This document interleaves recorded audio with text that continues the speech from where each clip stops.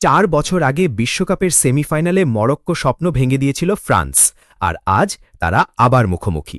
একই মঞ্চ, একই লক্ষ্য, সেমিফাইনালে ওঠায় একটি মাত্র টিকিট। কাগজে কলমে ফ্রান্সই ফেভারিট, বর্তমান চ্যাম্পিয়ন, আর এই টুর্নামেন্টের সবচেয়ে ভয়ঙ্কর আক্রমণভাগ তাদেরই। কিন্তু 2026 বিশ্বকাপে দুই দল যেভাবে খেলেছে সেটা যদি ভালোভাবে বিশ্লেষণ করা হয় তাহলে বোঝা যায় এই ম্যাচটা যতটা একপেশে মনে হচ্ছে বাস্তবে তা নয়, বরং এটি হতে যাচ্ছে অনেক বেশি সমান, বিপজ্জনক এবং অনিশ্চিত এক লড়াই। চলুন বিশ্লেষণ করি। যখন টুর্নামেন্টের সবচেয়ে বিধ্বংসী আক্রমণ ভাগের মুখোমুখি হয় বিশ্বের অন্যতম সুশৃঙ্খল একটি দল, তখন কি হতে পারে? প্রথমে আসা যাক ফ্রান্সের কথায়। তাদের পরিসংখ্যান সত্যিই ভয় ধরিয়ে দেওয়ার মতো। 5 ম্যাচে 5 জয়, শতভাগ সফলতা। টুর্নামেন্টে সর্বোচ্চ 14 গোল করেছে তারা। নরওয়ের বিপক্ষে 4 গোল, যেখানে হ্যাট্রিক করেছিলেন একজন ফরাসি তারকা। এরপর সুইডেনকে 3-0 ব্যবধানে হারিয়েছে। সব মিলিয়ে টানা 12টি প্রতিযোগিতামূলক ম্যাচে অপরাজিত রয়েছে ফ্রান্স। এই আক্রমণের কেন্দ্রে আছেন কিলিয়ান এমবাপ্পে। এবারের বিশ্বকাপে ইতোমধ্যেই করেছেন 7 গোল, যা তাকে লিওনেল মেসির সঙ্গে যৌথভাবে গোল্ডেন বুটের শীর্ষে রেখেছে। তার পাশে আছেন উসমান ডেম্বেলে, যার 4টি গোল রয়েছে। মাইকেল ওলিসে আক্রমণ সাজানোর মূল কারিগর, আর তরুণ দেজিরে দুয়ে নিজেকে প্রতিষ্ঠিত করছেন নতুন এক মারাত্মক অস্ত্র হিসেবে। এই ফরাসি আক্রমণভাগ শুধু ম্যাচ জেতে না, প্রতিপক্ষকে পুরোপুরি বিধ্বস্ত করে দেয়। তবে এখানেই রয়েছে একটি গুরুত্বপূর্ণ দুর্বলতা। রাউন্ড অফ 16-এ ফ্রান্সের প্রতিপক্ষ ছিল প্যারাগুয়ে। গভীর রক্ষণ ও শৃঙ্খলাবদ্ধ ডিফেন্স নিয়ে খেলা দলটির বিপক্ষে ফ্রান্সকে ভুগতে হয়েছে। প্রথম 70 মিনিট তারা কোনোভাবেই রক্ষণ ভাঙতে পারেনি। প্রথমার্ধে ছিল মাত্র একটি শট অন টার্গেট। শেষ পর্যন্ত দ্বিতীয়ার্ধে এমবাপ্পের পেনাল্টি থেকেই আসে একমাত্র গোল, এবং ফ্রান্স 1-0 ব্যবধানে জয় পায়। এটি কোনো দাপুটে জয় ছিল না, ছিল কঠিন সংগ্রামের ফল। আর এখানেই লুকিয়ে আছে সেই কৌশল যা দিয়ে ফ্রান্সকে বিপদে ফেলা সম্ভব। গভীরে রেনে রক্ষণ সাজাও, দলকে কম্প্যাক্ট রাখো, এমবাপ্পেকে দৌড়ানোর জায়গা দিও না, এবং ফ্রান্সকে ধৈর্য হারাতে বাধ্য করো। প্যারাগুয়ে দেখিয়ে দিয়েছে এই পরিকল্পনা কার্যকর হতে পারে। আর মরক্কো, তারা এই কাজ আরও ভালোভাবে করতে জানে, কারণ এটাই তাদের খেলার ধরন। নতুন কোচ মোহাম্মদ এল ওয়াহিবির অধীনে মরক্কো এখন খেলছে আক্রমণাত্মক 4-3-3 ফরমেশনে। উচ্চ চাপের প্রেসিং, ওভারল্যাপিং ফুলব্যাক এবং দ্রুত ট্রানজিশন, এই তিনটিই তাদের বড় শক্তি।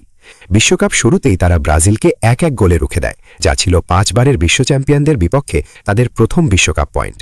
এরপর স্কটল্যান্ড ও হাইতিকে হারায়, রাউন্ড অফ 32-তে টাইব্রেকারে নেদারল্যান্ডসকে বিদায় করে, আর রাউন্ড অফ 16-এ স্বাগতিক কানাডাকে 3-0 ব্যবধানে উড়িয়ে দেয়। এই জয়ের মাধ্যমে মরক্কো ইতিহাস করে। তারা প্রথম আফ্রিকান দল হিসেবে টানা 2 বিশ্বকাপের কোয়ার্টার ফাইনালে ওঠে। তবে এটি 2022-এর সেই মরক্কো নয়। ওয়াহিবি অভিজ্ঞ খেলোয়াড়দের সঙ্গে নতুন প্রজন্মকে দারুণভাবে মিশিয়ে দিয়েছেন। দলের অধিনায়ক আশরাফ হাকিমি এখনও বিশ্বের অন্যতম সেরা আক্রমণাত্মক ফুলব্যাক।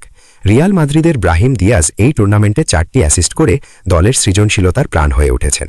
আজেদিন উনাহি কানাডার বিপক্ষে করেছেন জোড়া গোল।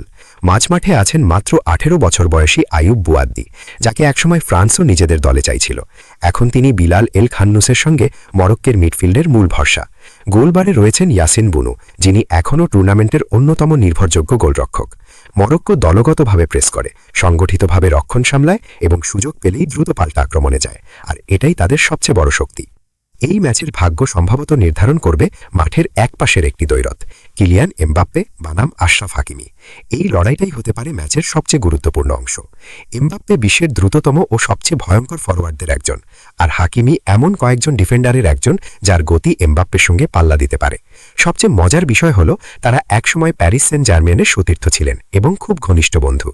হাকিমি এমবাপ্পের দৌড়, গতি ও অভ্যাস অন্য যে কোনো ডিফেন্ডারের চেয়ে ভালো জানেন।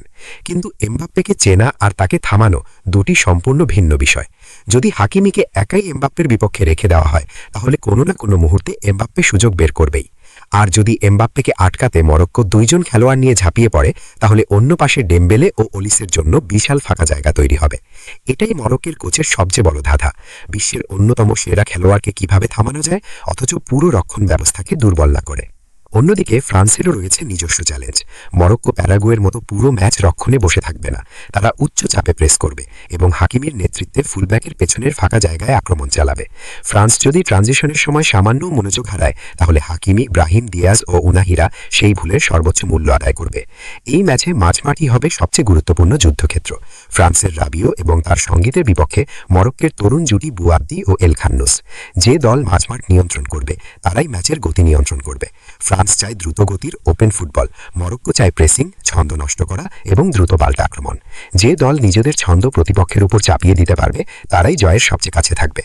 এই ম্যাচের গুরুত্ব অসাধারণ।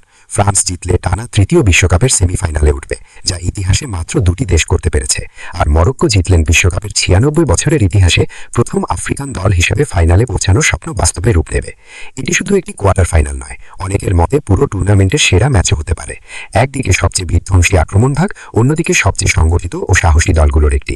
একদিকে ফেভারিট, অন্যদিকে এমন একটি দল যারা ইতোমধ্যেই বড় বড় দলকে বিদায় করার অভ্যাস করে ফেলেছে। ফ্রান্স প্রমাণ করতে চায় তারাই এখনো বিশ্বের সেরা। মরক্কো প্রমাণ করতে চায় 2022 ছিল না তাদের সফলতার শেষ সীমা।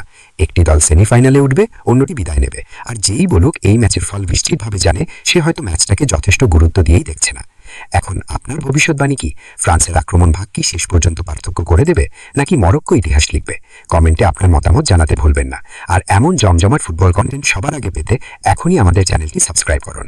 দেখা যাক কার ভবিষ্যৎবাণী শেষ পর্যন্ত সত্যি হয়। ধন্যবাদ।